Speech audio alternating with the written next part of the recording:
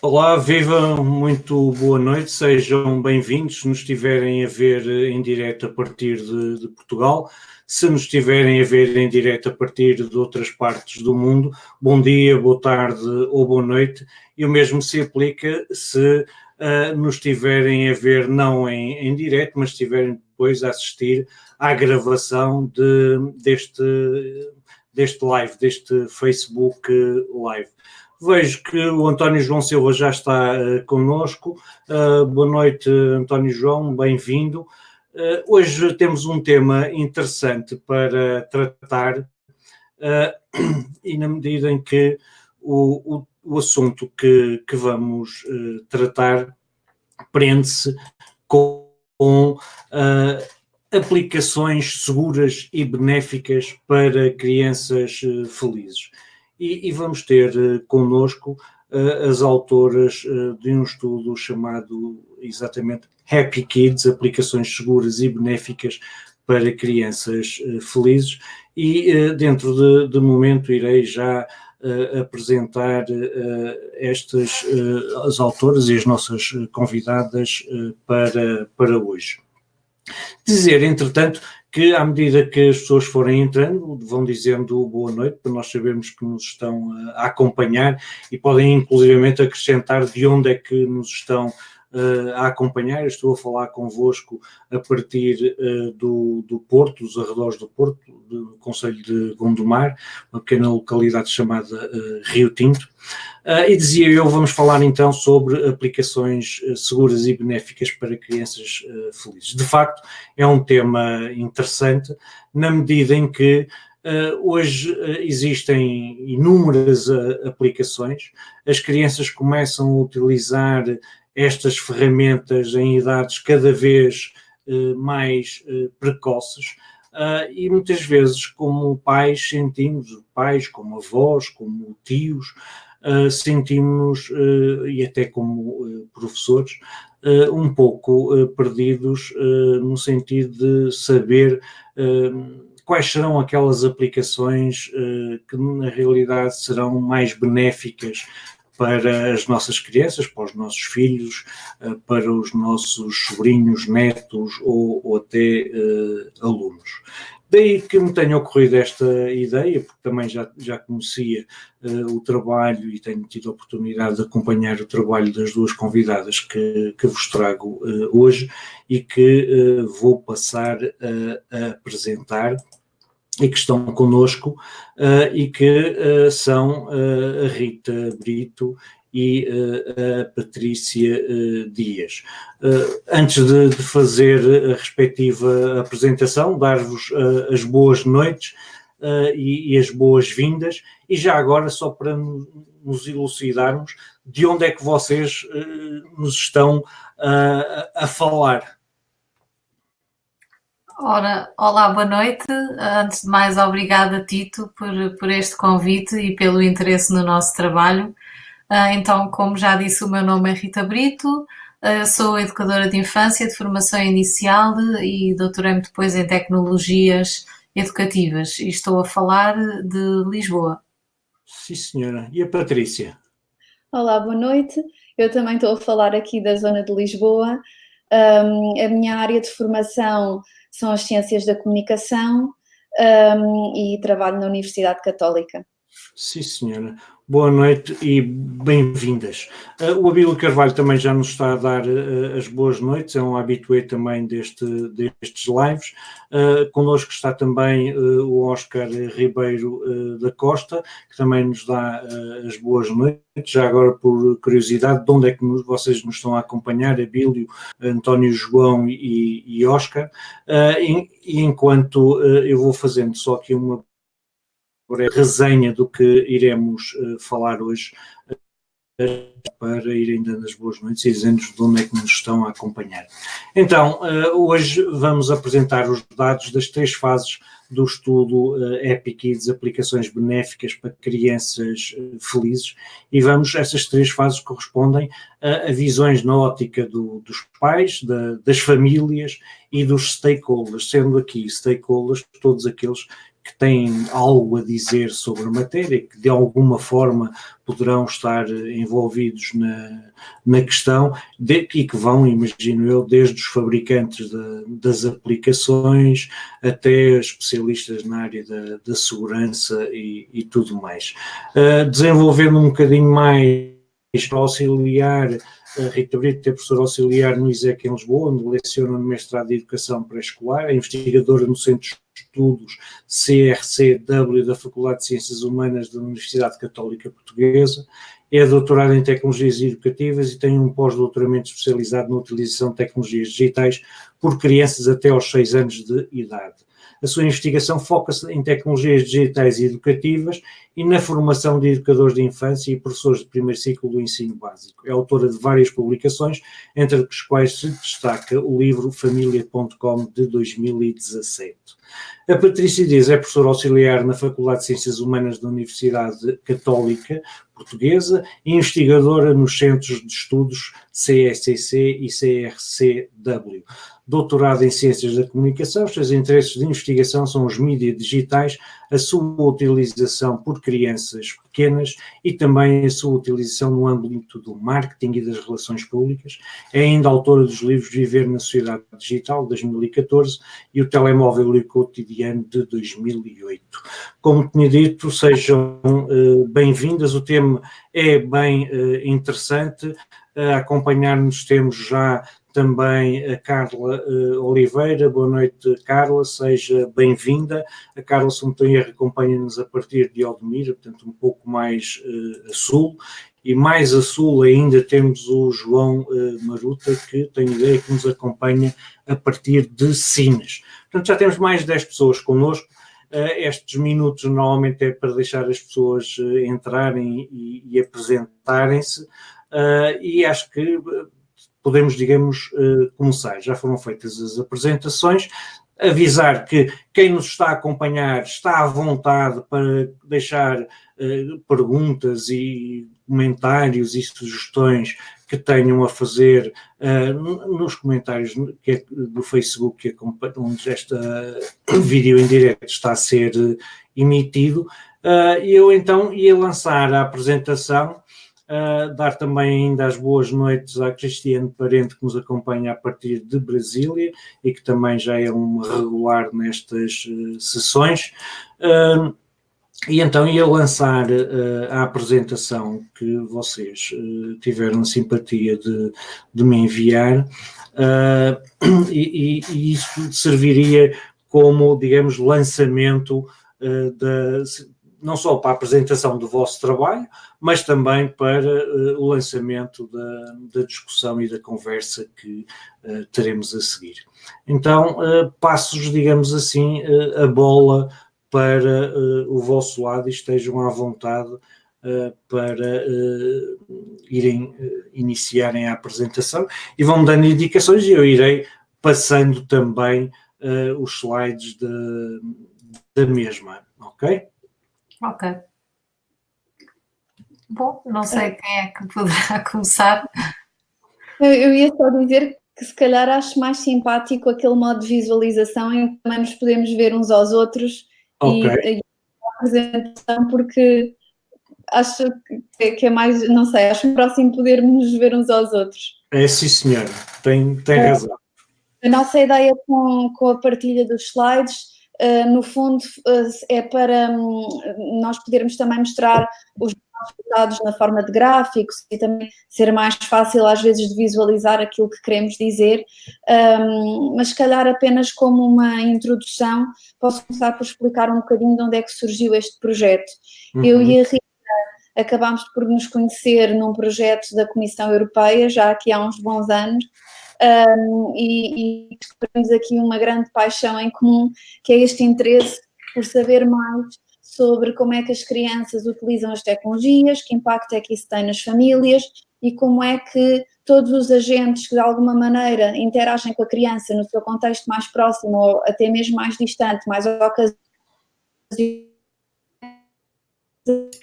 da criança, ter neste contexto digital que nos movemos hoje em dia e que é, de alguma forma, inevitável, procurando gerir da melhor forma os riscos a que estão expostos e retirar o máximo potencial de todas estas tecnologias.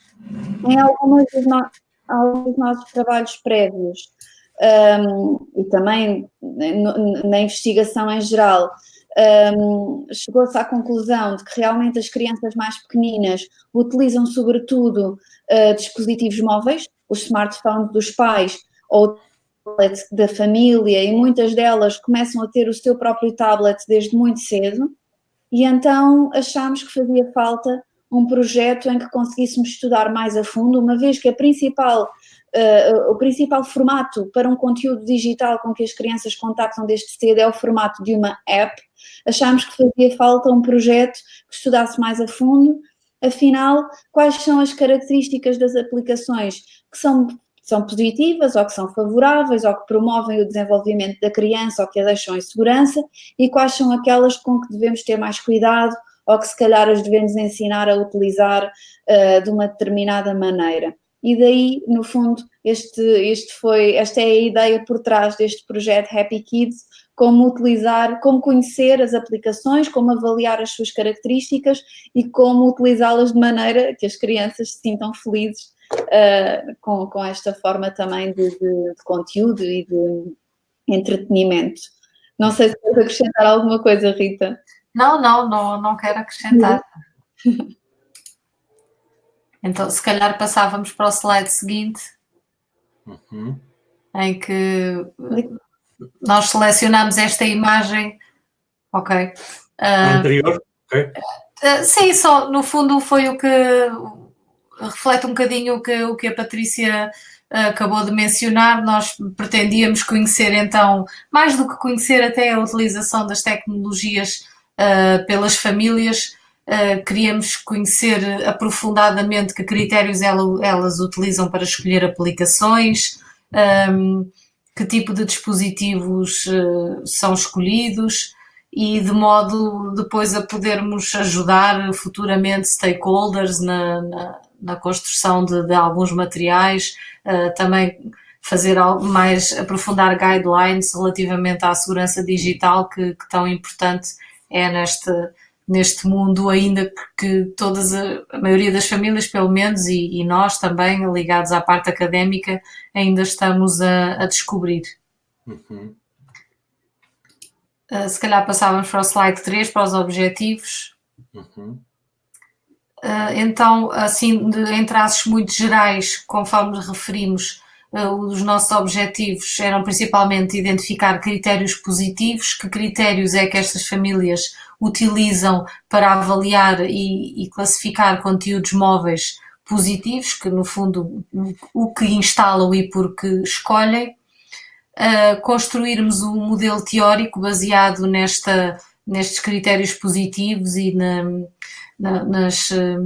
nos testemunhos de todos os participantes deste estudo, e no fundo também divulgarmos e promovermos guidelines, conforme já referimos, éticas no mercado, reforçando a produção, aplicações seguras e benéficas para a crianças, stakeholders, e também o enfoque nas famílias.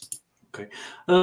Rita, eu não sei se vocês vão focar esse aspecto ou não, mas eu fiquei curioso, porque foi-vos fácil nos contactos com as famílias perceberem quais são esses critérios positivos que elas utilizam para avaliar os conteúdos.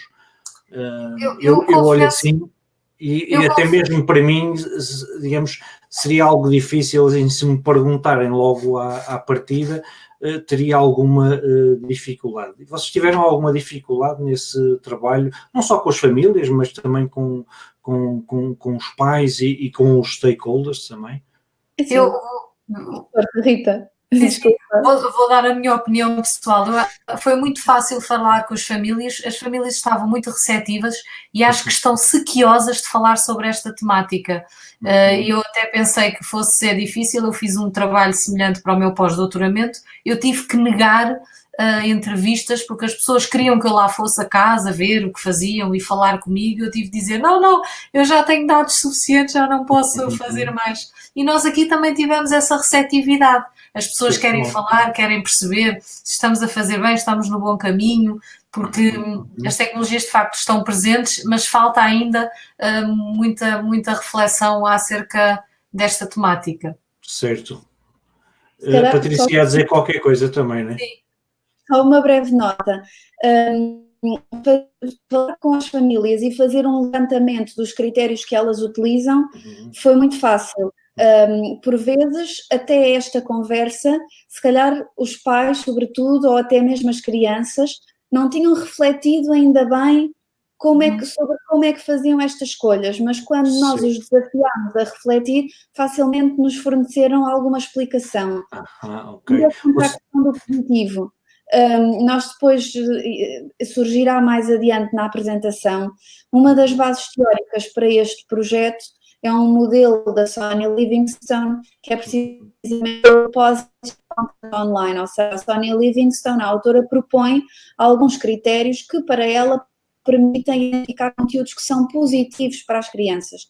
Okay. Pois o que nós propusemos a fazer foi, no fundo, um cruzamento entre aquilo que as famílias nos iam dizendo e estes critérios que já tinham sido propostos na literatura, não só pela Sonia Livingstone, o modelo dela é dos mais antigos, que já é de 2008, mas existem outras propostas mais recentes, e ver aqui se havia alguma correspondência e também se encontramos critérios novos e encontramos alguns aspectos que não estavam previstos nesses modelos, mas que as famílias estão a utilizar como forma de selecionar conteúdos. Ok, então do que eu percebi, ao fim e ao cabo, quando conversavam com as famílias, apesar delas não terem consciência de que tinham esses critérios, na conversa com elas começam a realizar, não, de facto nós temos este critério assim ou este critério assado, é isso? Exato. Pois o que é curioso e às vezes é difícil de deslindar é, por exemplo, quando uma família nos diz eu não deixo jogar jogos violentos, e outra família diz exatamente a mesma coisa, mas o que uma considera violento e o que a outra considera violento podem ser coisas bastante coisas diferentes. Então aí é que nós já também depois tentámos ir um bocadinho mais a fundo nestas conversas. E quando referiu o trabalho da Sonia Livingstone, é daí a presença daquele logotipo do POSCON, não é? Positive Online Content é relativamente a isso, não é? Esta rede, a rede POSCON, foi uma rede europeia que se formou posteriormente e que teve como objetivo dar seguimento a este trabalho. Inclusivamente, esta rede propõe uma checklist com 12 critérios, precisamente para quem produz conteúdos digitais dirigidos às crianças, para poderem, no fundo, checar se estão a corresponder ou não a esses critérios. Mas aquilo que nós tentámos fazer no projeto foi algo mais específico para as apps, uma vez que estes critérios são gerais para tudo o que é conteúdo digital e são essencialmente focados na web. Ok. Entretanto, o Carlos Menezes também já se juntou a nós. Olá, boa noite, Carlos Menezes, e bem-vindo mais uma vez. E querem que passe para o slide a seguir? Se faz favor. Ok. Que tem a ver com as fases do estudo, não é?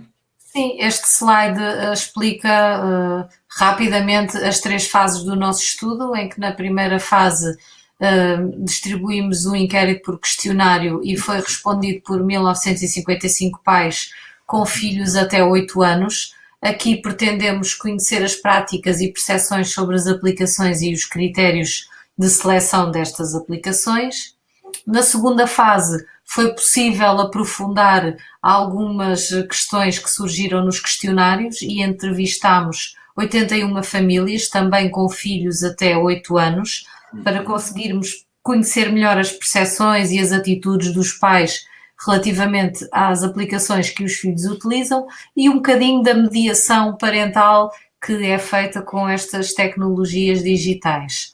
Por fim, entrevistámos 17 stakeholders, que o Tito teve a amabilidade de participar numa das entrevistas, e aqui quisemos perceber então que para estes stakeholders, que foram pessoas do ramo da programação, educadores de infância, pessoas ligadas à academia da área das tecnologias e investigação nesta área de crianças, com crianças, quisemos perceber quais os critérios que eles consideravam positivos para uma app ser positiva, digamos assim, para crianças até aos 8 anos. Ok.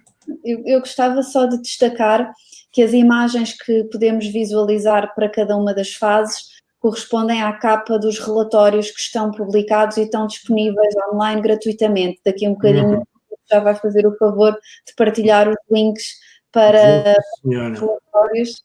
Eu vou deixar essa parte para o final, ou seja, para quando as pessoas quiserem ter mais informação sobre o vosso trabalho, não só o vosso website, como também a cada um dos relatórios, na fase final irei deixar esses links.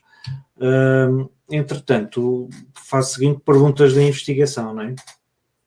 Sim, então, de um modo geral, o que quisermos saber quando entrevistarmos os pais, quais os estilos e ações de mediação parental que eles adotam relativamente à utilização das tecnologias digitais, se eles supervisionam, se não supervisionam tanto, como é feita esta mediação, que critérios utilizam para avaliar e selecionar as aplicações para os filhos. São as crianças que pedem, são os pais que escolhem, e isto também está diretamente relacionado com os estilos de mediação parental. As crianças, quais é que são as suas práticas digitais favoritas? O que é que elas gostam mais de utilizar? Jogar o YouTube, ou tirar fotografias, ou aplicações mais relacionadas com a escola? E que critérios é que elas usam para avaliar e também selecionar estas aplicações?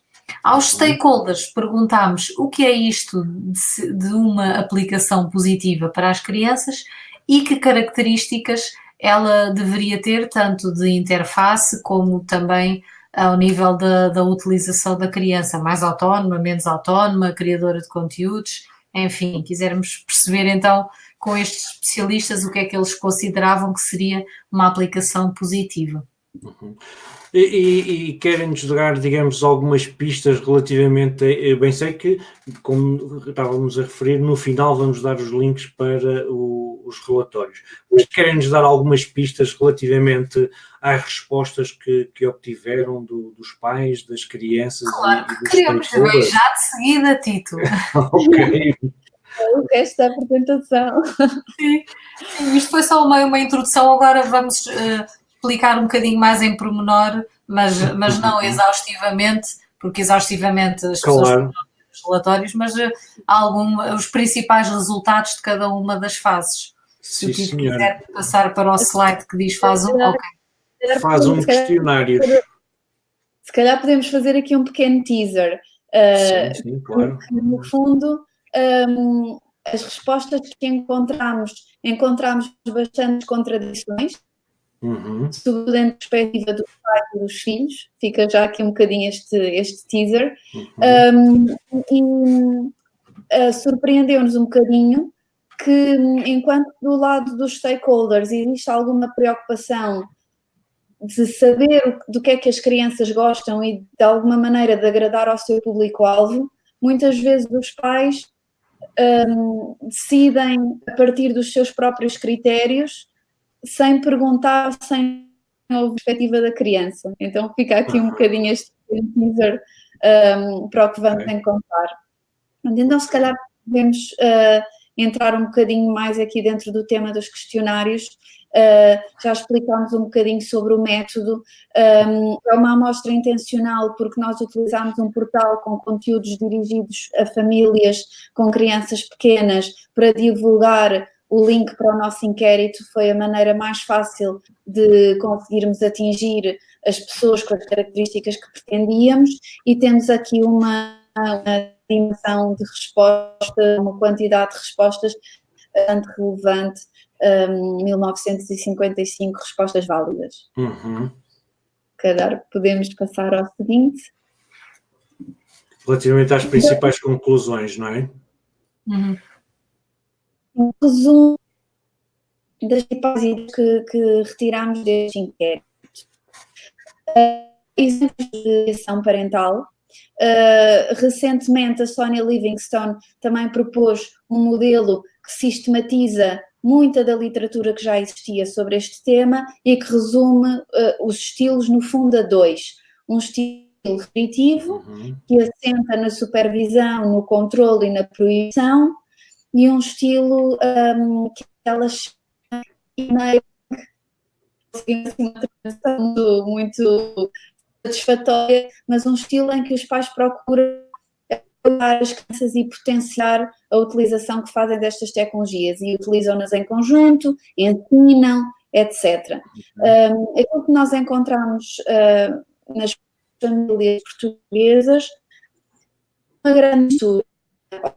São raras famílias que têm apenas ações restritivas ou apenas ações mais de apoio ou de suporte. E os pais acabam por adotar ações de vários tipos, muitas vezes até de acordo com a reação das crianças. Por exemplo, se numa determinada altura uma criança está a jogar um jogo e os pais acham que é excessivo, aí são capazes de restringir, mas se não se verificar esse comportamento, depois voltam a permitir e não supervisionam tanto. No entanto, as famílias portuguesas são bastante restritivas, sobretudo no que diz respeito ao tempo de utilização. A grande preocupação dos pais é utilizar muito tempo. Os pais acreditam que a parte dos problemas deriva do uso excessivo. Questões de perturbações do sono, até problemas relacionados com visão, problemas comportamentais, isolamento social, obesidade, todas estas consequências negativas os pais associam sempre a um uso excessivo.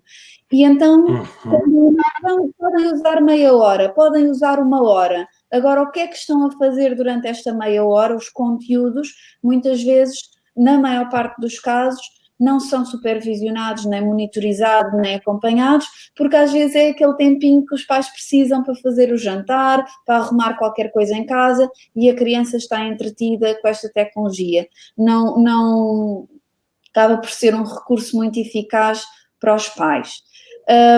Depois, sim, força. Queria... Não, força. Relativamente ali ao segundo ponto, os pais relatam-nos o que identificam como oportunidades, as oportunidades muito ligadas à aprendizagem e sobretudo aprendizagens de conteúdos relacionados com a escola. Quando as crianças fazem outro tipo de aprendizagens, os pais não consideram ou tendem a não considerar tão importantes e também estão conscientes de alguns riscos, mas estão muito focados em riscos que eles acham que só as crianças mais velhas é que correm, porque associam muito o risco às redes sociais e à possibilidade de conhecer estranhos, de poderem ser vítimas de bullying, de assédio sexual, de pedofilia, etc. E acham que estes mais pequeninos, como ainda não estão nas redes sociais, estão protegidos e não estão, por exemplo, sensibilizados para questões de invasão de privacidade, de divulgarem, por exemplo, a geolocalização das crianças, de publicar fotografias e mesmo até de recolha de dados e de utilização de dados depois para fins comerciais. Depois os próprios pais vão se queixando, é muito difícil que os meus filhos utilizem aplicações de matemática ou de leitura. Eu bem tento, mas eles não gostam. Então até os próprios pais entendem que muitas vezes aquilo que eles acham que é bom para as crianças não é aquilo que as crianças gostam mais. E dizem, se eu deixar, eles só querem ir jogar aqueles jogos de futebol, e vestir princesa, e eu acho que aquilo não é nada útil e quero que eles façam coisas ligadas à escola. Então os próprios pais já têm aqui alguma consciência desta discrepância, mas acabam por valorizar muito a ideia da aprendizagem e da aprendizagem de conteúdos relacionados com os programas e com os currículos escolares. Depois ali o outro ponto em cima, que os pais avaliam as aplicações de acordo com critérios que lhes são familiares. Os pais gostam muito de puzzles, de jogos de construção, de jogos de colorir, de coisas que lhes são familiares e que os recordam da sua infância. E às vezes não conhecem bem outros formatos mais nativos do digital e mais típicos das aplicações com simuladores ou até potencialidades mais recentes, como a realidade aumentada, e não valorizar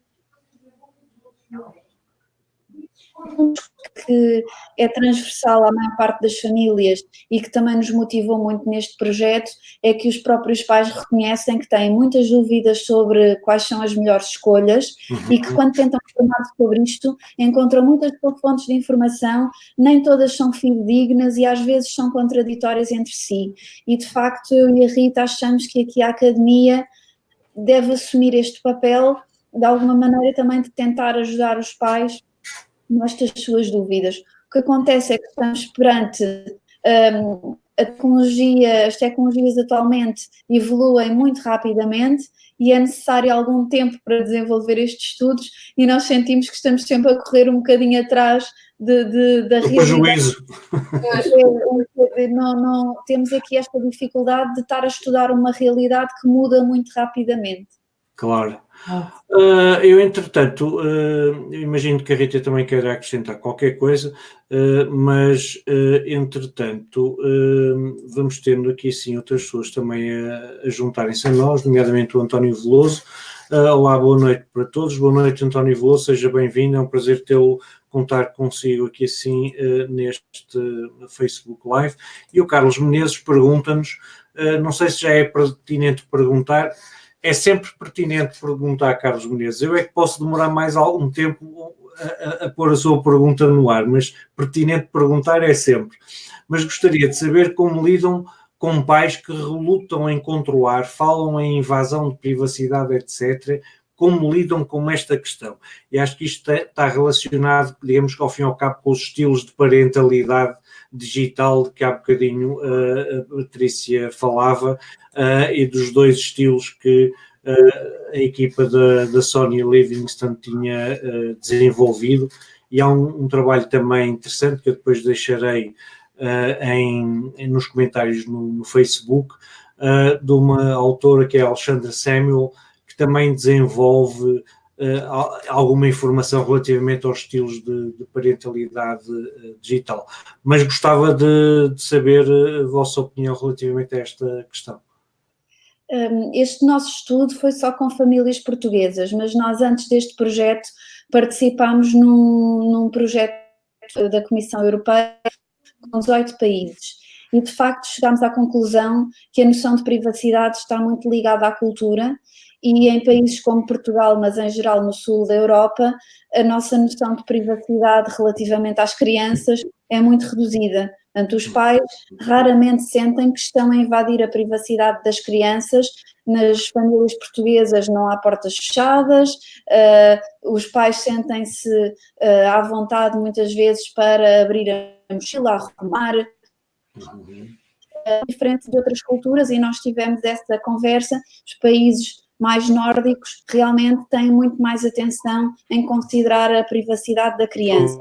Outra característica também das culturas mais latinas é serem altamente protetoras. Portanto, quando os pais põem numa balança proteção e privacidade, a proteção vai sempre falar mais alto e mesmo que tenham que passar por cima da privacidade.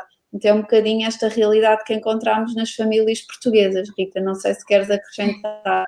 É verdade, de facto foi essa a realidade, e também é importante referir que estes países nórdicos têm a educação relacionada com a utilização das tecnologias na escola desde cedo. Nós cá em Portugal é que só agora começámos a falar, e muito devagarinho, deste acompanhamento dos pais, e mesmo assim há muitas instituições de formação inicial de professores, por exemplo, que ainda não têm uma unidade curricular relacionada com estas temáticas, ou então tem uma unidade curricular opcional, e depois os educadores e os professores também não sabem bem como é que se há de lidar com estas questões, e as percepções são sempre mais negativas, enquanto nos países nórdicos, essencialmente, ou países que têm educação a este nível, estas percepções já tendem a ser mais positivas a nível da utilização das tecnologias.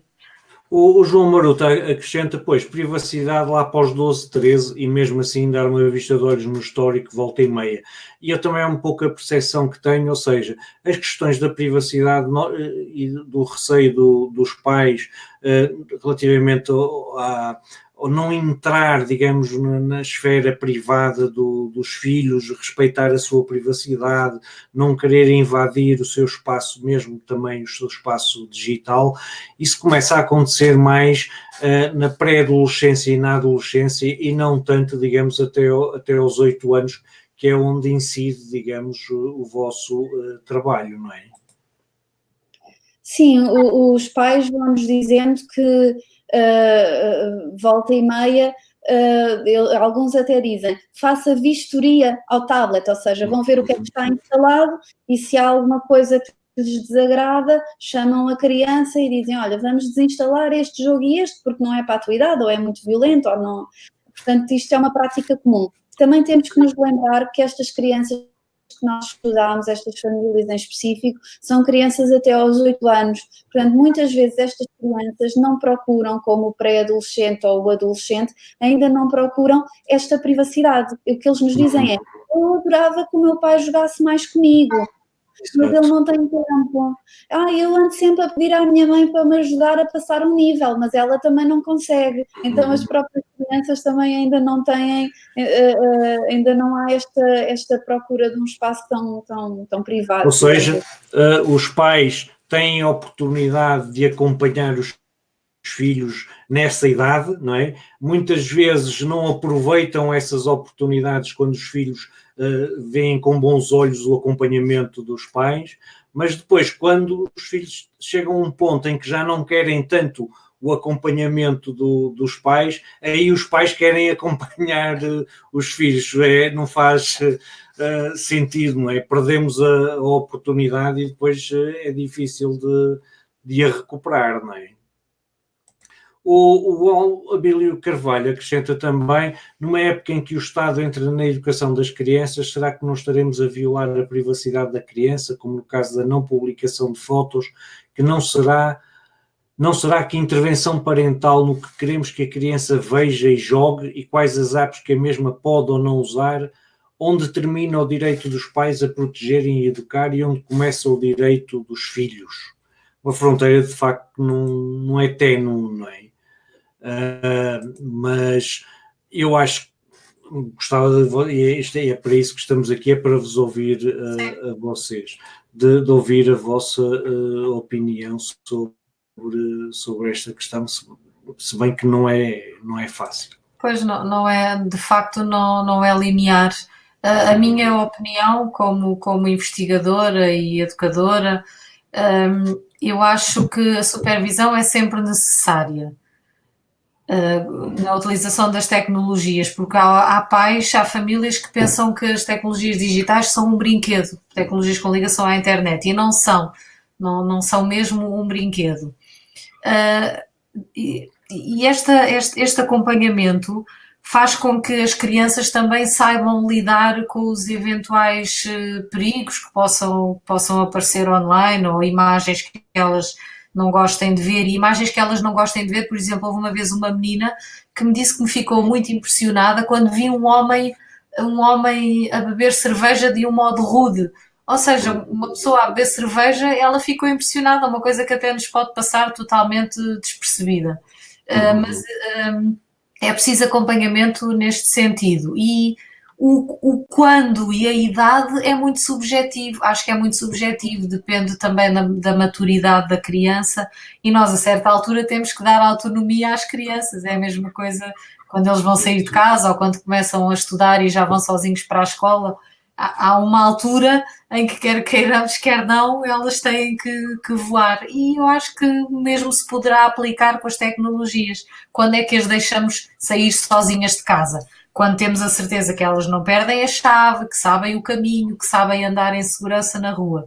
E acho que com as tecnologias também, uma idade também será complicado colocar, mas desde que nós nos apercebamos e que já tenhamos feito um caminho com elas, de que elas já conseguem ter o discernimento suficiente para perceber o que é seguro e o que não é seguro, acho que a partir daí se poderá aos poucos ir dando mais independência às crianças. Esta pelo menos é a minha modesta opinião.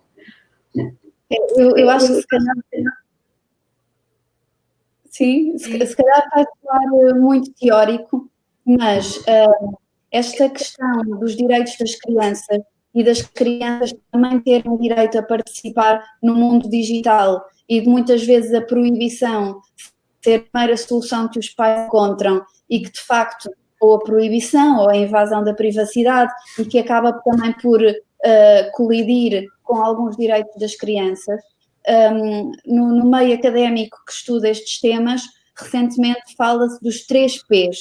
Então, o que são estes 3 P's? Por um lado é a proteção, sim. Por outro lado é a participação, ou seja, os limites dessa proteção, que é uma obrigação dos pais darem e é um direito também da criança ser protegida, mas ela tem que ser limitada pelo direito da criança a participar neste mundo digital e a também usufruir das oportunidades que ele pode trazer. E depois o terceiro P, em inglês provision, no fundo, é fornecer, assentar esta proteção na possibilidade de fornecer à criança o desenvolvimento de um espírito crítico, informação para que eles possam decidir conscientemente, literacia, quer seja mediática, quer seja digital.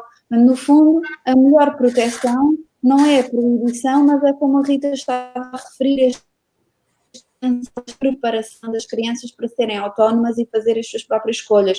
Porque uma coisa que nós também verificámos em algumas famílias que eram mais restritivas é que as crianças sabiam exatamente o mesmo que as outras, conheciam o GTA, conheciam o Call of Duty, já tinham visto imensas coisas no YouTube, porque não podiam ir em casa, mas assim que se apanhavam na casa de um amigo, na primeira oportunidade estavam muito curiosos e era o que iam fazer.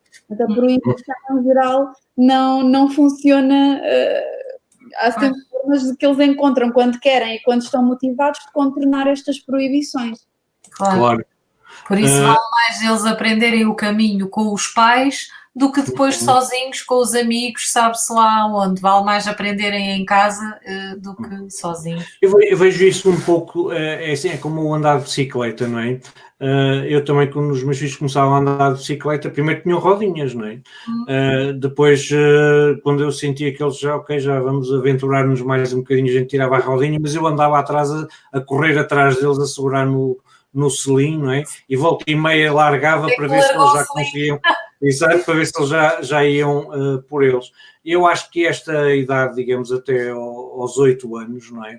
É aquela idade em que a gente volta e meia ainda segura ali assim no selim, volta e meia tenta largar o selim para ver se eles já ao fim e ao cabo, acaba por ser uma fase em que nós os educamos para a autonomia. E isso não é dado, digamos, de um momento para o outro, é com algum tempo, não é? Entretanto, juntou-se também a nossa Vera Pessoa, do que estou recordado, segue-nos normalmente a partir de Trás-os-Montes, de Bragança. Boa noite, Vera, e seja bem-vinda. O João Maruta acrescenta também, e isto... Pois já falámos nisso, mais vale estarmos presentes pais do que eles fazerem à revelia, e foi uma questão que foi abordada ontem relativamente aos videojogos, e que às tantas justifica um dia destes fazermos aqui assim uma sessão com alguém que eu já convidei, mas que ainda estou a acertar datas, sobre estilos parentais na época digital, não é? Antes de avançarmos também para continuarmos a falar do vosso estudo, o António Veloso acrescenta: obrigado, Tito, pelo trabalho que tem vindo a fazer. Já há muitos anos que o acompanho e tem, sem dúvida, ajudado muito na educação dos meus filhos. Olha, António, agradeço-lhe a simpatia das suas palavras e limpar a baba, porque são depoimentos como este que me dão força e vontade de continuar com o meu trabalho. Portanto, muito obrigado pela simpatia das suas palavras. Continuando, voltando ao vosso trabalho, relativamente às principais conclusões, eu tinha aqui assim uma questão ou duas até para vos colocar. qual foi a principal contradição que vocês viram entre a visão dos pais e dos filhos? Em que é que, sobretudo, os pais não ouviam os filhos? E que temas é que vocês achavam que deviam de ser ainda aprofundados? Então eu se calhar pego nas contradições. Ok. Podemos conversar do que estarmos aqui a seguir uma apresentação de forma muito rigorosa, mas avançando um bocadinho, pegando neste contraste entre as perspectivas, quando nós perguntávamos às crianças porque é que elas gostam tanto das apps, o que mais gostam de não é? Hoje em dia discute-se muito a questão do género, mas o género na escolha das aplicações até tem aqui um grande peso, é muito o tipo de jogos que os meninos preferem, o tipo de jogos que as meninas preferem, embora possa haver algumas exceções. Eles gostam muito das corridas de carros, dos simuladores de desporto, etc. Elas gostam muito de tudo o que seja vestir princesa, as maquiagens, dar de comer a animais de estimação, esse tipo de brincadeiras, mas quando nós perguntávamos às crianças, elas com os olhos a brilhar dizem, porque é divertido, eu gosto do smartphone, eu gosto do tablet porque é muito divertido. Portanto, o que elas querem é divertir-se, passar um bom momento, entretenimento. E os pais não valorizam esta diversão. A Rita dizia há pouco que muitas vezes os pais veem os dispositivos digitais só como um brinquedo, mas é como um brinquedo no sentido de toma lá o brinquedo para te entreteres um bocadinho ou para comer a sopa que hoje não estás com vontade de comer a sopa. Mas por outro lado, ao mesmo tempo que têm esta visão, também acham que serão melhores pais se selecionarem conteúdos com que as crianças estejam a aprender. E se estiverem a aprender, então até já podem estar 1 hora ou 1h30 descansados, estão a fazer uma coisa que consideram positiva. E têm uma visão redutora do que é aprendizagem. A aprendizagem para os pais é o português, a matemática, o inglês, e não consideram outras competências que as crianças também possam desenvolver. O grande contraste é este, é não reconhecer, os pais não reconhecerem a importância da diversão, e depois nós perguntamos às crianças, então e vocês gostam das aplicações que os pais sugerem? Quando os pais brincam convosco, escolhem estas aplicações de inglês e vocês gostam? Não, eu detesto, porque eu já tive inteiro na escola a fazer isto e agora chego a casa, quero brincar e o meu pai quer que eu faça mais contas ou quer que eu aprenda inglês. Então as crianças hoje em dia também passam muito tempo na escola e depois em casa têm aquele bocadinho para se divertirem e também não querem fazer coisas parecidas com o que já estiveram a fazer toda a manhã e toda a tarde. Então, no fundo, acho que é este o grande contraste. Okay. Rita, não sei se pode acrescentar mais alguma coisa. Não, foi esse o principal contraste, de facto foi esse, cada um a puxar para o seu lado. Os pais não têm tendência para ouvir as crianças, enfim. Vamos passar a adiantar a parte das entrevistas. Eu ia só dizer, mas disso que a Patrícia acabou de dizer, há uma aprendizagem muito interessante para os produtores de aplicações, é que às tantas a chave está em produzir aplicações que juntem essas duas componentes, é o chamado edutainment, não é? Ou seja, que têm uma componente educativa, mas que sejam aplicações de entretenimento, não é? Isso pode ser uma chave interessante. Mas força, vamos para as entrevistas? Sim, ok. Então, entrevistámos 81 famílias com filhos até 8 anos, conforme já tínhamos referido. Pode passar, Tito, por favor. Ok. Utilizámos uma metodologia qualitativa, da Grounded Theory, enfim, isto é mais teórico. Penso que seja importante dizer que nós não chegámos à casa das famílias e começámos a entrevistar as crianças. Nós tivemos o cuidado de planear uma série de atividades quebra-gelo para as crianças se sentirem à vontade connosco, para nos conhecerem. Não entramos a choque, mas sim estivemos ali um bocadinho a ganhar a sua confiança e só depois então é que iniciámos a entrevista quando sentimos que elas já estavam à vontade connosco, ou seja, tentámos ser o mais eticamente corretos possíveis, visto que estávamos a lidar e a trabalhar com crianças jovens, muito jovens. E participaram então, como já referi, 81 famílias. Pois pode passar, se faz favor. Ok. Então, principais conclusões. As crianças, como nós já temos esta ideia, têm acesso a vários dispositivos digitais desde muito jovens, inclusivamente desde 1 ano. O tablet é o mais popular entre os mais jovens, porque as crianças mais jovens ainda não têm smartphone e as mais velhas sim preferem smartphone, mais velhas, 7, 8 anos, já têm smartphone da oferta dos familiares. Principalmente as meninas, que adoram o seu telemóvel, porque elas assim podem estar a utilizar e a falar com as amigas em todo o lado e então propicia-se este endless entertainment, que elas a toda a hora estão com o seu telemóvel a ver conteúdos do seu interesse e a comunicar com as suas amigas. Os rapazes, como a Patrícia disse há pouco, há esta diferença. Os rapazes gostam mais do jogo em si e por isso o tablet é mais atrativo até para o manuseamento dos jogos. Rapazes, jogos de ação e aventura. As raparigas gostam mais de género de simuladores, fazer comida, pentear bonecas, etc.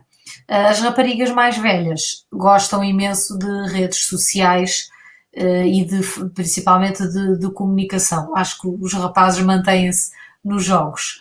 Estas crianças são, acima de tudo, utilizadoras passivas e não são produtoras, porque lá está, para serem produtoras é preciso ter um par que, como refere o Vygotsky, trabalhar um bocadinho na zona de desenvolvimento proximal e então ter um par que as ajude nessa evolução da utilização das tecnologias. Mas como as famílias, infelizmente, não têm muita disponibilidade, as crianças passam muito tempo a ver vídeos do YouTube e é difícil evoluírem dessas utilizações.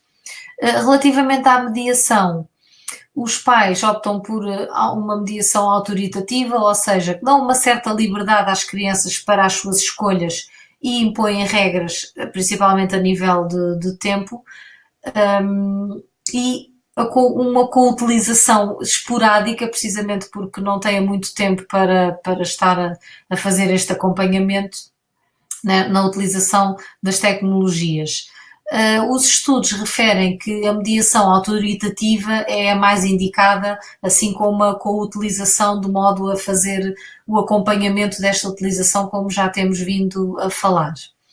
As crianças, principalmente as mais velhas, preferem estar sozinhas nesta utilização porque queixam-se que os pais são muito chatos e que às tantas lhes vão tirar o telemóvel e começam a dizer: já estás aí há muito tempo, acaba já com o jogo. E elas dizem: eu gosto de estar a jogar sossegada porque os meus pais depois chegam ao pé de mim e tiram-me o telemóvel e eu depois já não posso estar a falar com as minhas amigas. Então elas preferem a maioria prefere estar sozinha, mas há muitos, mesmo assim, como a Patrícia disse, os mais jovens gostam muito que os pais estejam lá a jogar com elas.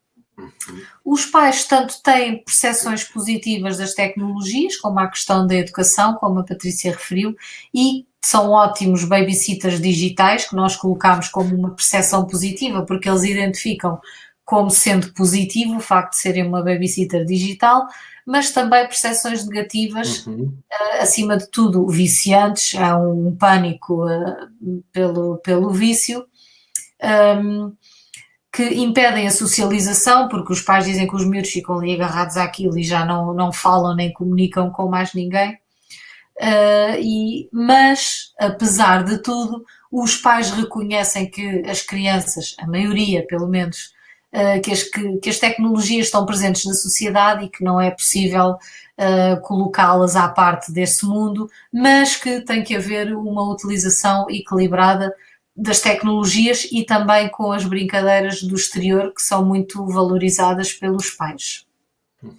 E estes são os resultados da segunda fase, sim.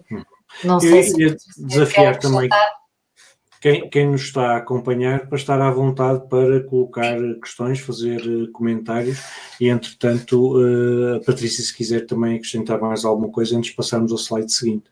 Mas se calhar passamos à terceira fase. Ok, sim, para terminar. Sim. Então, por fim, a última fase, entrevistámos 17 stakeholders com o objetivo de perceber o que é que eles consideravam uma aplicação positiva. Ora, então, mudando de slide. Essas entrevistas foram semi-estruturadas, no fundo foi uma conversa, e estes stakeholders quem foram? Especialistas com relação profissional com a indústria de produção e disseminação de conteúdos digitais para crianças ou então investigadores nesta área. Foram escolhidos por nós e questionámos então estes 17 especialistas. Passando então para o slide, exato. Então, curiosamente, a questão mais mencionada foi aquela que o Tito falou há bocadinho, na característica de uma aplicação positiva. As atividades devem ser lúdicas, mas também devem ser acompanhadas por alguns conteúdos pedagógicos, ou seja, enquanto as crianças brincam, há a possibilidade de elas irem aprender a brincar, digamos assim. Os conteúdos devem ser apropriados à idade e também ao desenvolvimento da criança, porque umas podem ter mais maturidade do que outras e terem a mesma idade. Devem promover uma educação cívica e ética, o desenvolvimento global da criança. Estas aplicações devem ter informação sobre as mesmas, tanto para encarregados de educação, que muitas vezes não existe qualquer tipo de informação, nem os objetivos, nem a que idade se adequam. Devem ser acessíveis, devem ter em conta a acessibilidade. As crianças devem participar no desenvolvimento do software porque, no fundo, este software é criado para elas. E devem ser gratuitas de modo a que todas tenham acesso e que as crianças com menos possibilidades não tenham acesso à aplicação por não terem essas possibilidades. Sim. Estou a dizer aqui, alguém está a ouvir as colunas e eu estou a ouvir. Eu não tinha nada. Não? Ok. Já está, assim já está. Esta questão da gratuidade é polémica, porque os fabricantes do software têm que ganhar de alguma forma. Pagar as contas ao final do mês de alguma Nós forma. só analisámos os dados, Tito. Mas é uma questão interessante porque, quer dizer, o que nós acabamos por verificar é que as aplicações são gratuitas, mas depois os modelos de negócio à base disso violam, digamos, muitas vezes princípios básicos como fazem publicidade a crianças, obtêm dados pessoais de crianças, e essas questões são algo que os pais também têm que ter em atenção quando escolhem as aplicações para os filhos, e esses processos, infelizmente, muitas vezes não são muito claros da parte dos fabricantes de software. Sim. Mas eu interrompi-as, desculpa, Rita. Essa observação está relacionada com algo que me surpreendeu. Os meus filhos agora já são mais crescidos, mas quando eles eram, portanto já são um pouco mais autónomos, mas quando eles eram mais pequeninos, eu comprava-lhes várias aplicações de marcas, estou-me a lembrar de uma empresa que desenvolve software para crianças, que é a Toca. Eu gostava muito dessas aplicações, achava que eram interessantes para as crianças, mas ao mesmo tempo divertidas, e é só um exemplo. E nestas 1955 famílias que nós inquirimos no questionário, 0 nos disseram que instalavam aplicações pagas. Então eu percebi que estou aqui uma exceção, e este discurso do lado dos stakeholders acho que reflete um bocadinho também esta relutância dos pais não valorizarem pagar 1,49 € para a criança de está exposta a um anúncio que pode ser para um conteúdo que não é para a idade dela, onde ela pode clicar, vai para outra página web, onde pode existir um chat onde vai contactar com outras pessoas. De facto, acho que é algo que os pais também aqui poderiam estar mais sensíveis. Às vezes são coisas com um custo até relativamente reduzido, quando comparamos com outros brinquedos ou outras formas de entretenimento, e que de facto guarda bastante a segurança das crianças. O António João Silva diz: se o pai se preocupa realmente, não terá problema em pagar alguma coisa. Se puder, António João Silva, porque às vezes há este problema de as pessoas não terem essa capacidade financeira. É bom é que as pessoas tenham a noção que se a app é gratuita, ela vai-se pagar de outra forma qualquer, com outra coisa qualquer, seja em publicidade, seja com dados pessoais, dados de utilização ou algo assim, e as pessoas nem sempre têm essa noção. Sim, sim. Muitos pais nos dizem: para que é que eu vou estar a pagar por aplicações? Aquilo são só jogos, aquilo não vou estar a pagar por jogos, porque não têm precisamente essa consciência. Só para terminar este slide, características do interface de uma aplicação positiva que foram referidas pelos stakeholders era que a interface deveria ser simples e agradável, a criança deve ser autónoma, os jogos também devem ser simples, a aplicação deve ser interativa, motivadora e desafiante e na língua materna da criança.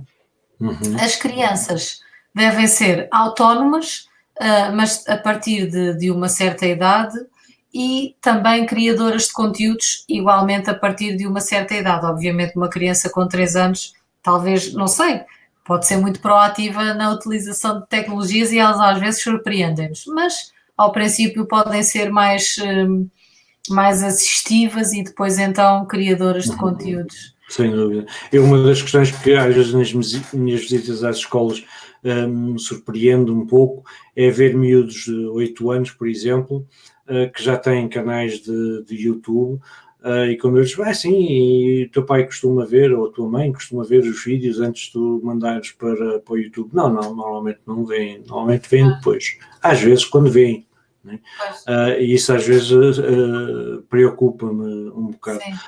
A Vera Pessoa acrescenta: vale realmente a pena pagar a segurança das nossas crianças, ou seja, ao fim e ao cabo é por pagar por algumas das aplicações que tenham qualidade e que sejam de facto, tragam benefícios para o desenvolvimento da criança, que não se limitem a ser apenas de entretenimento, idealmente consigam fazer a junção dessas duas questões. É realmente, como a Vera diz, uma questão de prioridades.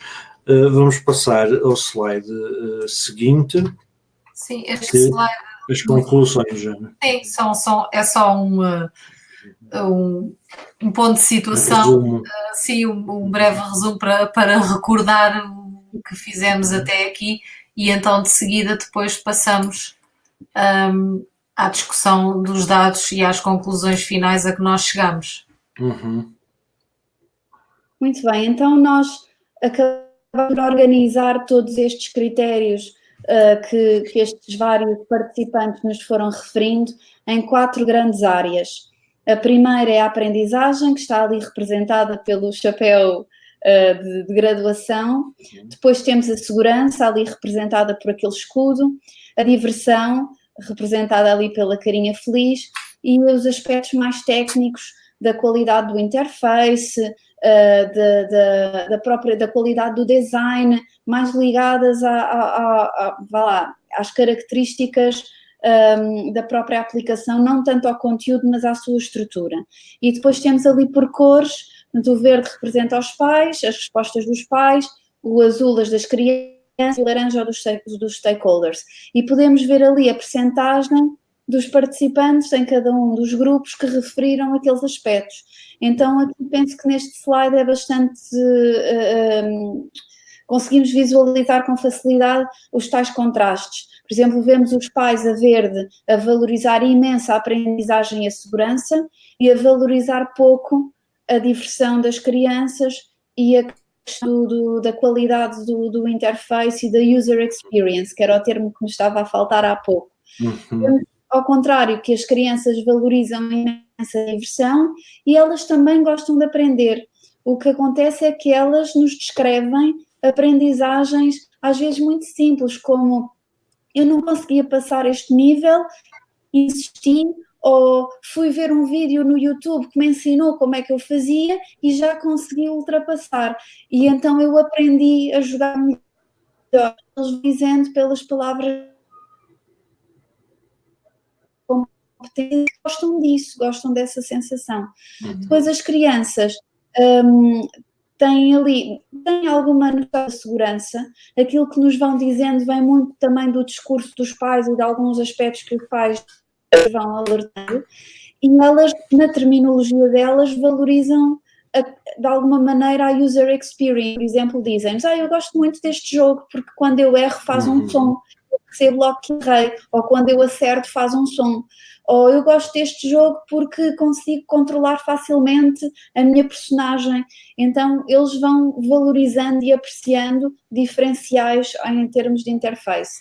A perspectiva dos stakeholders é realmente bastante completa, eles valorizam todas estas dimensões e estão bastante até sensibilizados para os interesses e a perspectiva das crianças. O que acontece é que eles nos dizem que sabem que têm que passar pelo filtro dos pais para poderem chegar até ser utilizados pelas crianças, então de alguma maneira procuram agradar a ambos, o que não é tarefa fácil, visto procurarem coisas distintas. Também é um desafio para quem produz conteúdos nesta área. O João Maruta diz, e eu tenho a ideia que este comentário ainda é relacionado com o que estávamos a falar da gratuidade das aplicações, que as coisas não são assim tão lineares. Há pais que não têm escolaridade, tão pouco consciência do que é a internet. Os entrevistados e das famílias que vocês entrevistaram, depararam-se com alguma família a este nível, portanto, que não eram utilizadoras, que tinham uma escolaridade baixa, ou não? No inquérito, à partida, todos os pais que responderam utilizavam a internet porque ele foi disseminado através de um portal online, portanto as pessoas que utilizavam à partida tinham algumas competências. E nós até lhes perguntámos sobre a frequência com que utilizavam a internet e a maior parte utilizava com alguma frequência, semanalmente, algumas vezes por semana. Nas visitas às famílias, nós tivemos o cuidado de procurar uma amostra diversificada. Tivemos famílias com filhos únicos, famílias com irmãos mais velhos, com irmãos mais novos, famílias com o pai e a mãe, monoparentais, recombinadas e de diferentes estatutos socioeconómicos. Tivemos este cuidado. E aqui encontramos, sim, alguns pais que nos diziam: o meu filho é que me ensina, eu não percebo nada da internet, o meu filho é que me explica como é que eu faço, como é que eu instalo o Facebook no telemóvel, ou isto ou aquilo. Eu não percebo nada do YouTube, o meu filho é que sabe. Claro que para estes pais é mais difícil fazer esta mediação parental, acontece aquilo que nós chamamos de mediação inversa, muitas vezes é a criança que ensina os pais a utilizar. Nestas famílias, o que nós nunca vás aqui assim ao histórico, porque se tu fores consultar o histórico, isto apaga a internet toda. Deve ser uns conselhos. O que nós encontramos nestas famílias foram posições mais extremadas. Encontramos pais que diziam: eu não percebo nada daquilo, por isso ele faz o que quiser, a criança faz o que quiser porque eu não percebo. E outros pais que diziam: como eu não percebo, eu proíbo, e assim está seguro. Então encontramos aqui, nesta questão da literacia mais baixa, estas duas estratégias. Rita, não sei se queres acrescentar. Sim, é verdade, é verdade. Encontramos pais com o nível académico baixo e que achavam o máximo os miúdos utilizarem o GTA, mas que viam que realmente este jogo é mau, e depois diziam que sim, isto é muito, muito importante para o futuro deles, eles têm que usar, e depois também encontramos famílias de classe alta em condomínios com piscina, que os filhos também jogavam GTA e que os pais diziam, não, pois isto é mau, mas eles sabem instalar. Enfim, há um bocadinho de tudo. Também encontramos aquilo que o António Silva está a dizer, que há pais que estão o dia todo agarrados ao telemóvel e temos a oportunidade de trabalhar com a psicóloga Ivone Patrão, que dá a consulta no Hospital de Santa Maria, que nos diz que a família, quando há famílias que vão à consulta e que vão todos agarrados ao seu dispositivo, entram todos no consultório, cada um ali agarrado ao dispositivo, e que é preciso desconstruir esta questão em todos. O colega da Ivone Patrão, também o psicólogo Pedro Fernandes, diz que só ao fim de algumas sessões é que conseguiu que uma criança que ele estava a acompanhar que pusesse o telemóvel em cima da mesa e que largasse o físico do dispositivo. Enfim, isto faz-nos pensar, de facto, que isto faz-me pensar que também tenho que convidar a Ivone Patrão para uma destas sessões, porque tivemos exatamente com vocês as duas e a Ivone Patrão, quando a última vez que nos encontramos foi num evento em que estivemos os quatro. Portanto, tenho que lhe mandar um e-mail. Ou seja, do que eu percebi, se houver algum enviesamento, digamos, ao nível da amostra, será porque não inquiriram pais não ligados à internet, não é? Será a única... Onde é que há pais não ligados à internet? Ainda... Pois, só se for naqueles interiores. Eu quando fiz o pós-doutoramento, fui para a Serra da Estrela e porque tenho lá família e disse, olha, por favor arranjem-me famílias aí mesmo da aldeia em que não utilizem o computador. E elas disseram, oh, Rita, mas isso não existe. Já não há. Toda a gente utiliza... És capaz de ter razão. Quem está enviesado sou eu. Fui de propósito para a Serra da Estrela, de onde é a família da minha avó e do meu pai, a pensar que ia encontrar essas famílias, mas eu não encontrei. Mas deve haver, eu acho que tem razão, é capaz de haver. O João Marilta diz que aqui isto é litoral. Eu acredito que aqui ainda haja, mas... quando estava a fazer pergunta, mas de facto aquilo que tu dizes faz sentido, porque estamos a falar de pais com crianças até aos 8 anos de idade, não é? Portanto, estamos a falar de pais... Estou com alguma dificuldade em ouvir-vos, estou-vos a ouvir com alguns cortes, mas se calhar posso partilhar de todas as famílias que visitámos, houve uma que me impressionou porque viviam numa situação realmente bastante precária. E posso-vos dizer que, aliás, fizemos essa entrevista juntas, a Rita também estava.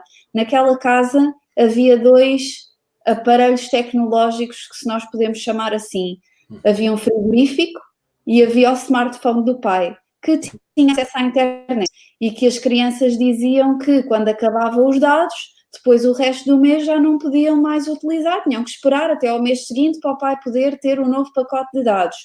Mas mesmo essa família que vivia em condições muito precárias, existia smartphone e internet, os miúdos não eram de todo info-excluídos e iam muito para a casa de um vizinho que tinha PlayStation porque queriam jogar PlayStation e sabiam e conheciam a mesma realidade, jogavam os mesmos jogos, viam os mesmos vídeos que outras crianças... Relativamente aos miúdos, não tenho dúvida. A minha dúvida era relativamente aos pais. E mesmo isso, sou capaz de concordar convosco, porque estamos a falar de pais de criança até aos 8 anos. E isso diminui logo o escalão etário dos pais. No entanto, o João Maruta está-nos aqui a alertar. Atenção que essa afirmação está claramente errada. Pais com 40 anos que não sabem ler. Sim, e refere-se, digamos, ao litoral alentejano. Mas deve ser uma minoria, mesmo uma minoria.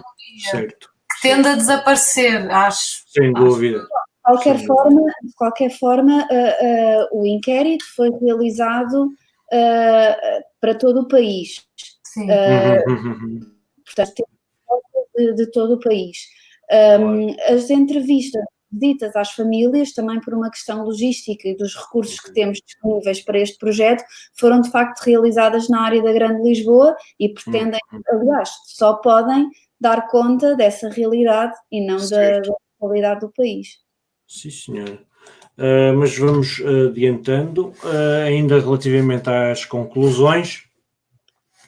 Nossa, aqui se calhar podemos avançar, não é? Isto era apenas uma explicação, um detalhe do que é que cada um destes grupos, pais, crianças, para cada um destes temas. Aprendizagem, segurança, diversão e a mesma coisa relativamente às crianças e também a mesma coisa relativamente aos stakeholders, não é? Sim. Ok. E chegamos ao fim. Não sei se querem acrescentar mais alguma coisa para além do que tínhamos em termos de slides. Eu acho que nós já fomos. Uma questão, faça agora. Sim. Ok, então vou lançar outra vez o desafio a quem nos estiver a acompanhar.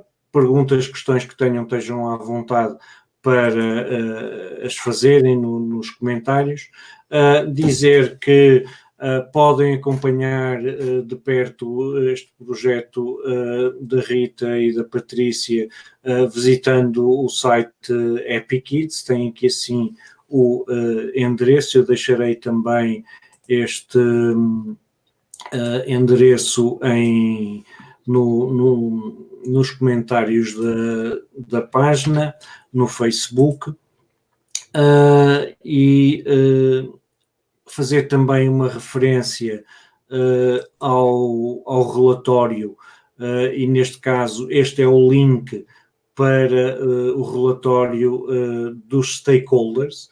Eu já vou deixar aqui assim também o link para os outros dois relatórios que, infelizmente, como esta zona aqui de comentários só me permite 120 caracteres, eu não consegui colocar os outros endereços porque são muito grandes, mas o relatório com a perspectiva das famílias, estou a deixá-lo agora aqui assim em cópia nos comentários do Facebook. Já deixei também a página, o endereço do site, e vou fazer também a mesma coisa relativamente à perspectiva dos pais. No entanto, a Patrícia e a Rita podem também adiantar-nos um pouco mais sobre os recursos que também podem encontrar. Falámos sobre isso, porque há mais informação no vosso site relativamente a esta questão, certo?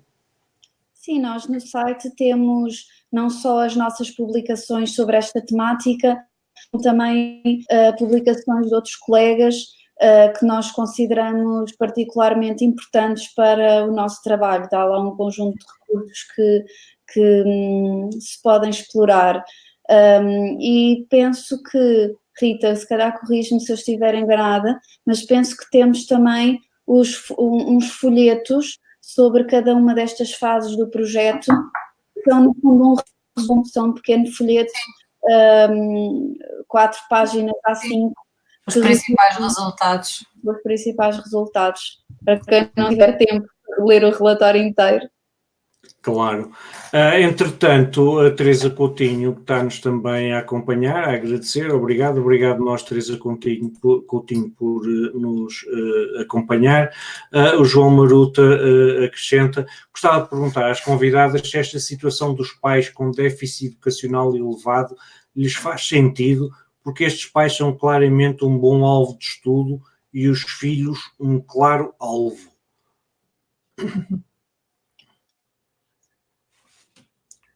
Se esta situação dos pais com déficit educacional elevado lhes faz sentido.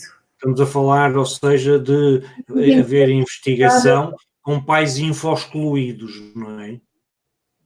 Do que eu percebi foi isso.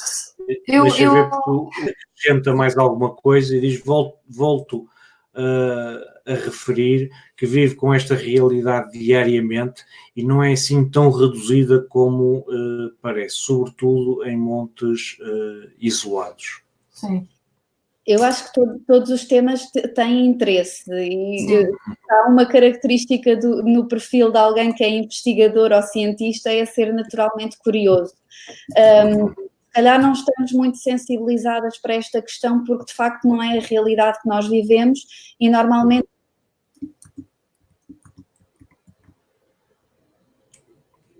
Ficámos sem a Patrícia. Exato, e a Patrícia ficou. e Patrícia, também essa realidade, claro. nós perdemos ali assim um bocadinho Pois foi. quando estava a dizer que isto não era a realidade a que normalmente estão habituados, não é? E que conhecem. Normalmente nós quando normalmente a primeira inspiração para uma investigação qualquer é a observação de um fenómeno que nós não compreendemos totalmente e queremos compreender melhor. Mas daí nós não nos termos lembrado logo disso, ou não termos se calhar uma percepção ajustada da representatividade deste perfil, mas acho que sim, que é interessante. O João acrescenta, vejo tudo focado em pais inseridos e depois corrigiu inseridos na problemática e eu acrescento, é preciso também ter a noção, pois, e acrescenta, pois é isso mesmo, a realidade que vocês vivem, e eu recordo também que isto também traz e demonstra um pouco também uma dificuldade, que é os recursos que são necessários para fazer uma investigação no terreno são bastante diferentes dos recursos que são necessários de fazer uma investigação online. E quando se está a fazer uma investigação no terreno, normalmente há limitações em termos financeiros e até mesmo também em termos de disponibilidade de tempo, e as duas coisas estão relacionadas, para percorrer, digamos, um país de norte a sul e do litoral para o interior, mas de facto fica aqui assim, é um tema interessante. Num outro trabalho que estou a acompanhar, estou tentado a ver, digamos, a dedicar-me um bocadinho a esta faixa da população.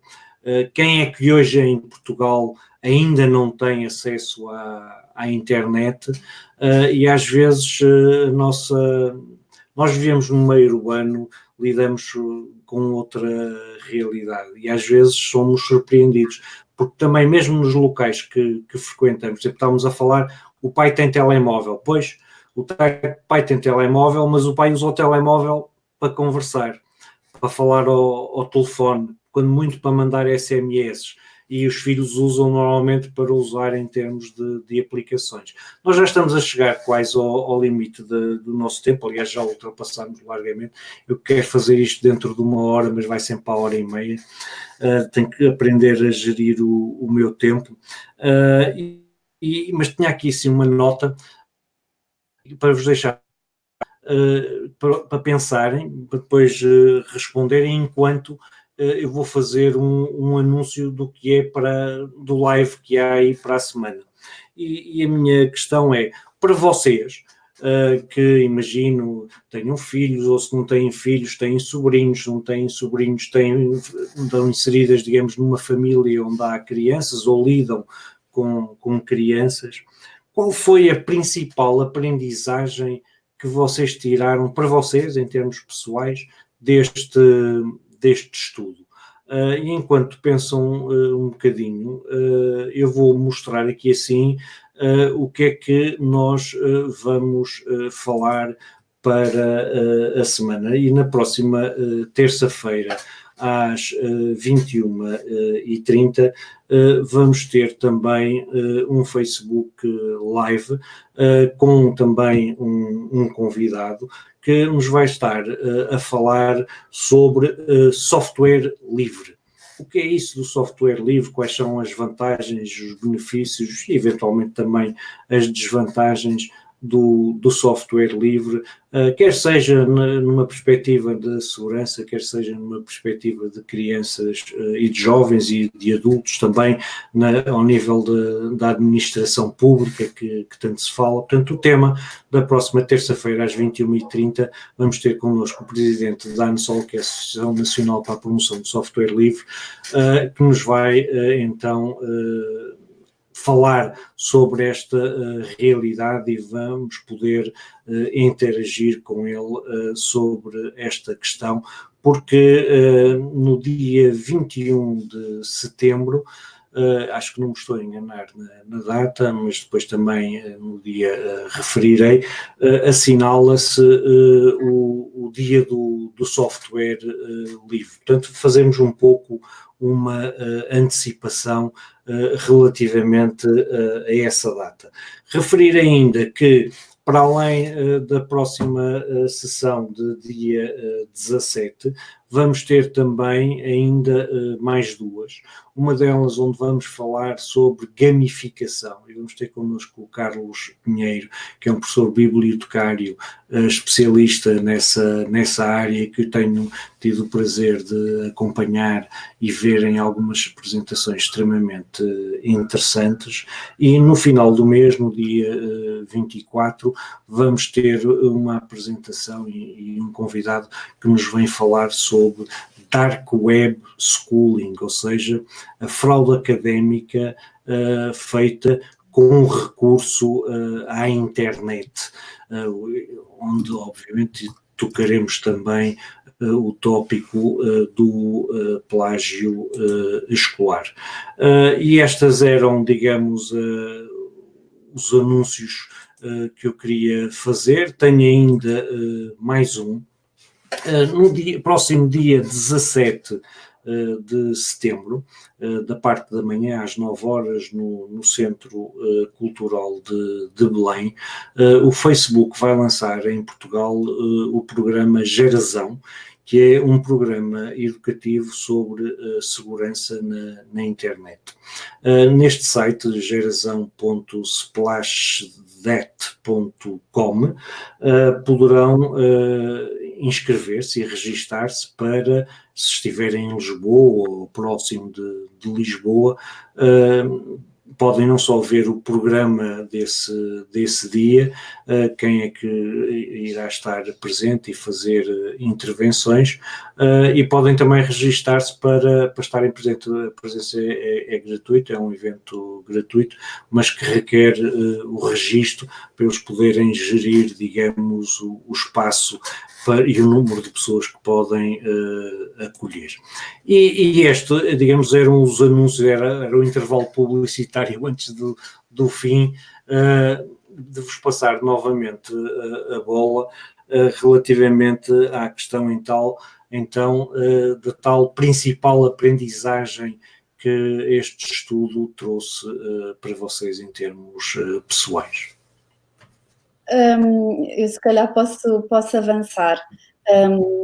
Eu acho que a principal aprendizagem e aquilo que para mim foi mais gratificante foi realmente a constatação que a perspectiva das crianças é muito válida, porque só recentemente é que começaram a surgir mais estudos que inquiriam e que procuram estudar diretamente a criança. E tentar compreendê-la na sua própria terminologia. Por exemplo, quando falamos de um estudo como o EU Kids Online, que começa aos 9 anos, vai dos 9 aos 16, porque aos 9? Porque aos 9 a criança já consegue ler e responder a um inquérito num computador, que é mostrado na escola ou em casa. E os mais novos requerem uma investigação qualitativa, requerem, como a Rita explicou, todo um trabalho de conquistar a confiança deles, conhecê-los, de descodificar o que é que eles querem dizer, às vezes com um gesto, com um olhar, com uma expressão, e nós fizemos de tudo, jogámos à bola, andámos de gatas a fazer 30 por uma linha, jogámos ao berlindo, fizemos tudo realmente para conseguir chegar até esta perspectiva das crianças, e eu aprendi que é mesmo necessário fazer este trabalho, porque as crianças não têm o enviesamento dos pais.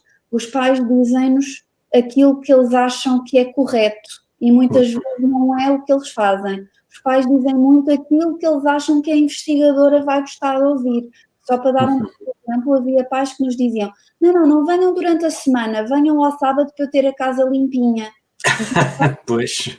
Os pais, não é por mal, não é? As pessoas querem mostrar o melhor de si, mas Claro.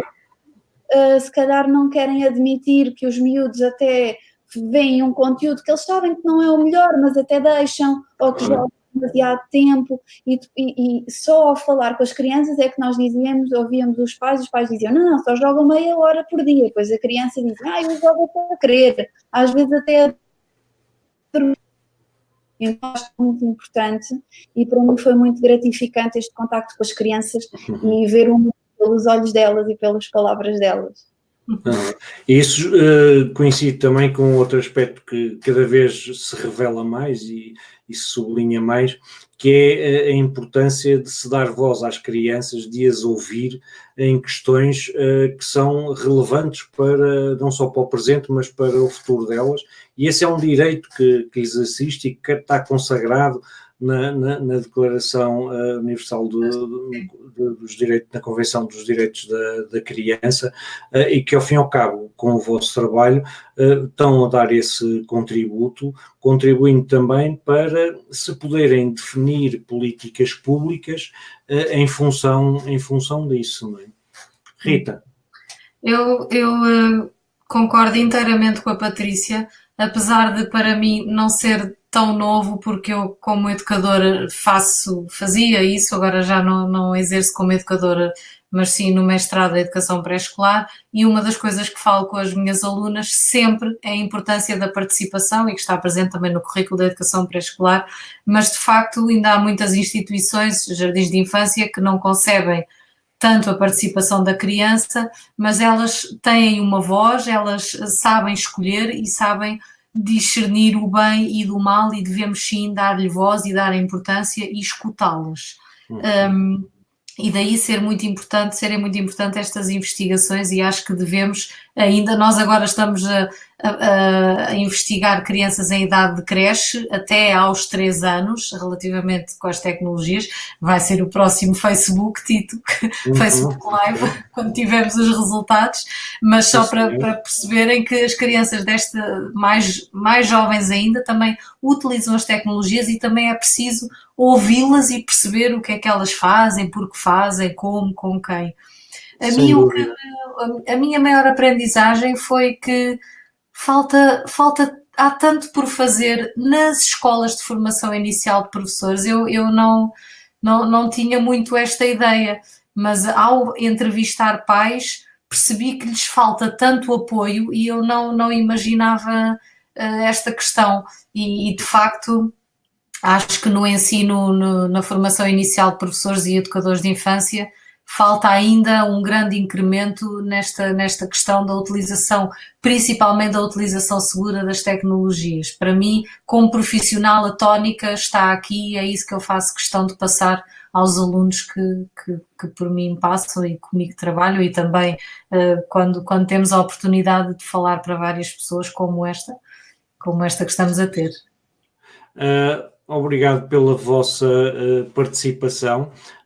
Eu também comungo dessa visão de que os pais precisam de ajuda para serem melhores pais, seja digitalmente, pais digitais ou pais analógicos. Os pais precisam de ajuda. Vão começando a surgir formações parentais e coisas assim nesse género, mas nunca é demais. Mas sobretudo também para a realidade digital, que os pais muitas vezes fazem uma diferenciação muito grande entre digital e o não digital. Essas divisões praticamente não existem e que nós temos é que lidar com essas duas realidades que são uma só. Eu olho aqui assim e vejo um comentário novamente do João Maruta, que diz: eu posso dizer que no local onde vivo nem sequer tenho internet por cabo, quanto mais por fibra. E acho que quanto mais não seja, acho que foi muito mais do que isso, mas também nasce daqui um alerta que é importante surgir mais investigação sobre aqueles pais e crianças eventualmente, que ainda são excluídos, as crianças menos, porque já as bibliotecas escolares e as escolas já vão tendo algum acesso. O António João Silva também ainda acrescenta: nesta área os miúdos sabem mais que os pais. Não sei se será assim tão linear quanto isso. Eu acho que todos nós sabemos mais do que uns, do que outros, e a riqueza disto nasce de nós podermos aprender uns com os outros, e acho que todos nós hoje aprendemos muito convosco, e que vocês também provavelmente e com certeza levarão alguma aprendizagem daqui. Estamos a terminar. Quero-vos agradecer imenso e foi um prazer estar aqui assim mais de 1h30 à conversa convosco. Estou certo que quem nos esteve a acompanhar que também gostou, como diz o António João Silva, muito esclarecedor. Muito obrigado a todos. Muito obrigado também a todos quantos nos acompanharam desse lado.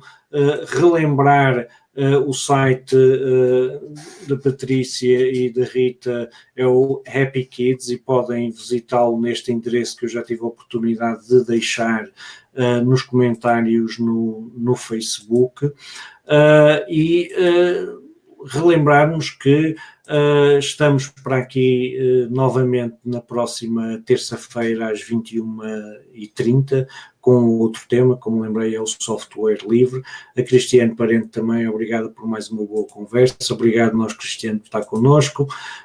Carmen Leite também, mais outro excelente trabalho, muito grato e uma boa noite. Boa noite também para si, Carmen, foi um prazer contar consigo. Igualmente com a Teresa Coutinho, que diz muito obrigado a todos. Obrigado também, Teresa, por ter estado connosco. O Carlos Menezes também, boa noite, até à próxima, Carlos. O João Maruta também, boa noite mais uma vez, espetacular, até à próxima, e contamos com todos vós para a próxima semana. A Bíblia Carvalho ainda a fechar também, como sempre aprendemos mais algo de novo. É o meu lema, sempre a aprender, Bíblia, sempre a aprender. A aprendizagem ao longo da vida é mais do que uma frase. Muito obrigado a todos e até uma próxima oportunidade.